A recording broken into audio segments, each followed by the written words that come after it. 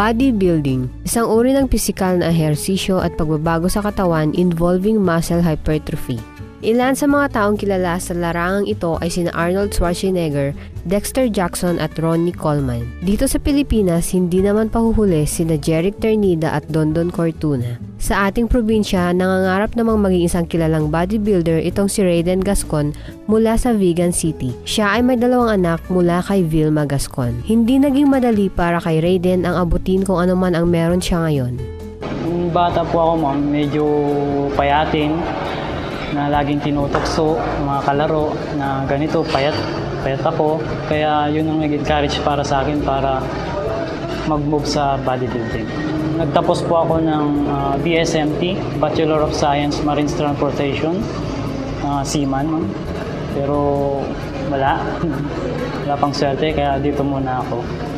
Una siyang napasok bilang laborer sa Newborn Hardware at kalaunan ay naging waiter sa Ballet Park.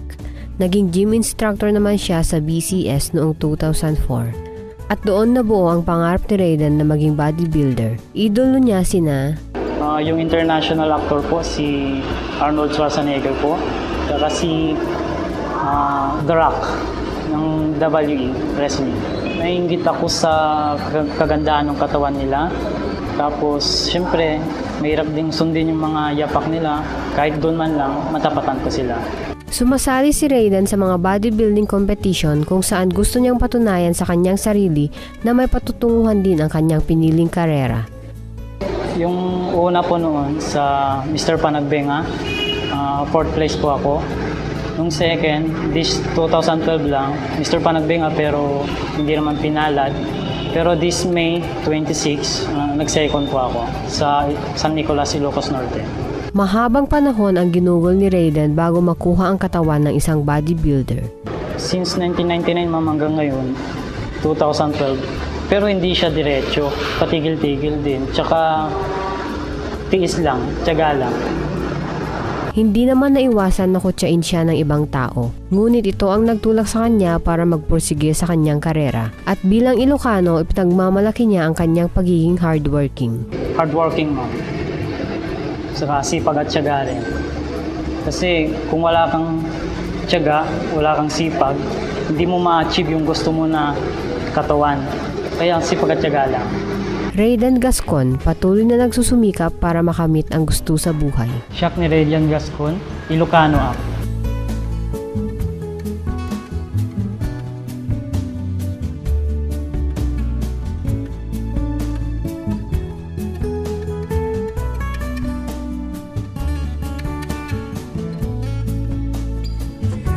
Was Mr. Raiden Gascon sa ating Ilocano segment. Our gym instructor.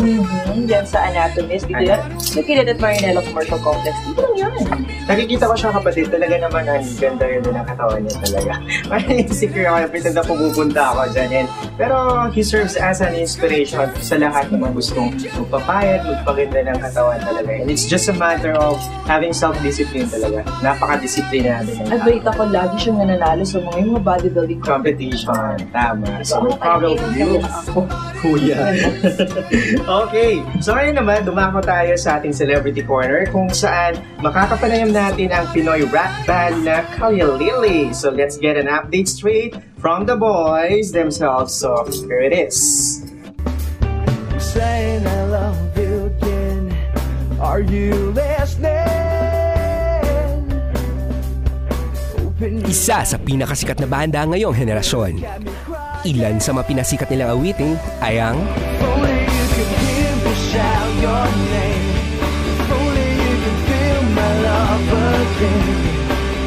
The stars, the sky will never be the same.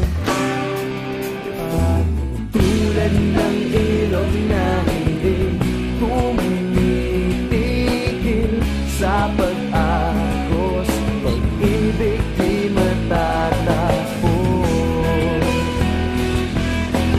Alam kong wala tayo, alam mong wala tayo, alam kong wala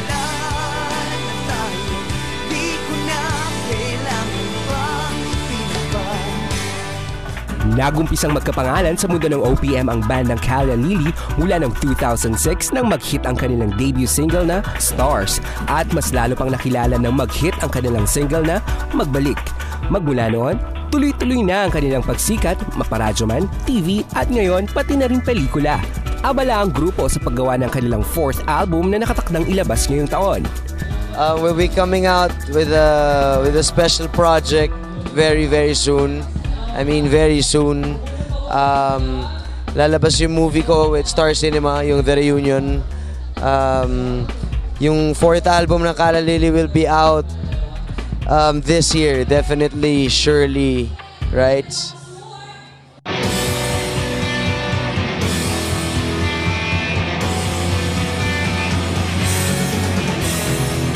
Ambisyosong extra. I love You, talaber. Or friends who find out that something went wrong. Astig naman tayo nung high school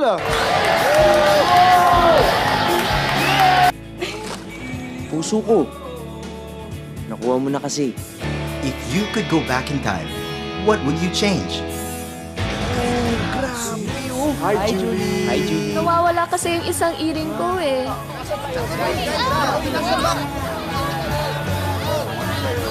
Hoy! Anong ginagawa niyo dyan? If you had to change everything, what would you keep? Ang buhay kasi mga anak ay isang malaking connect the dots.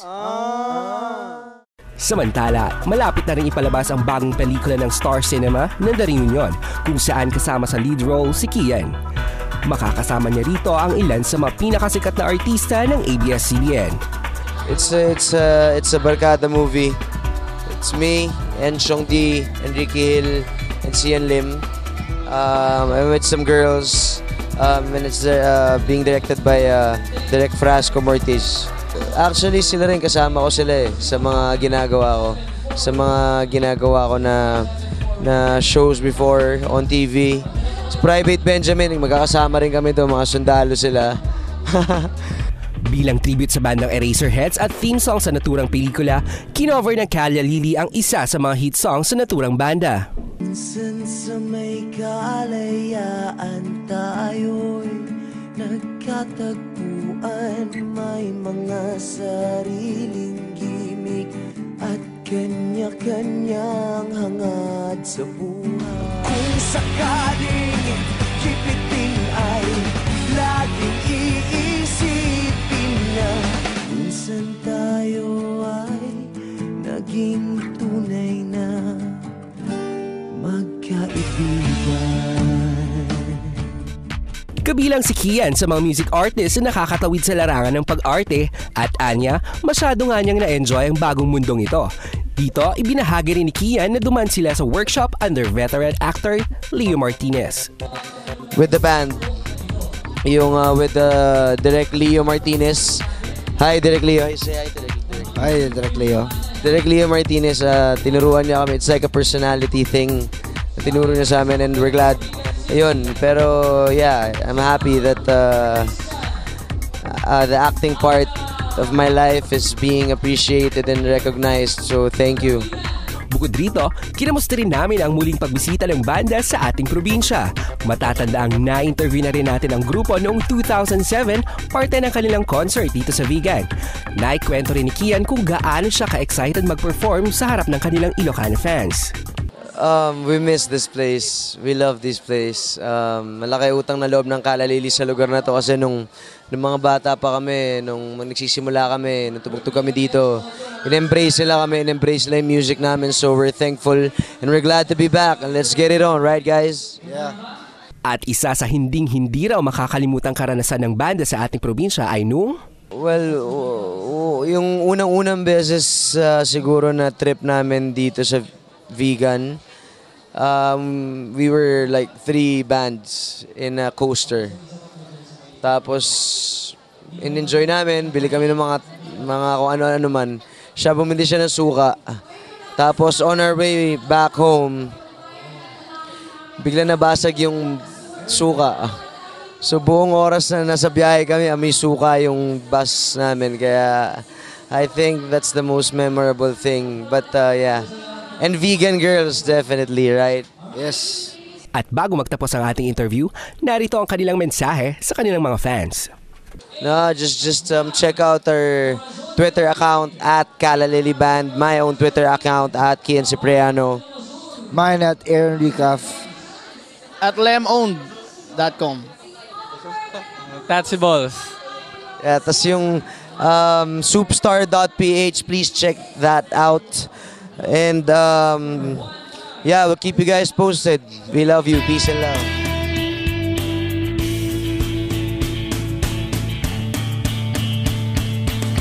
Hi, we're Kalalili, and you're watching Core TV.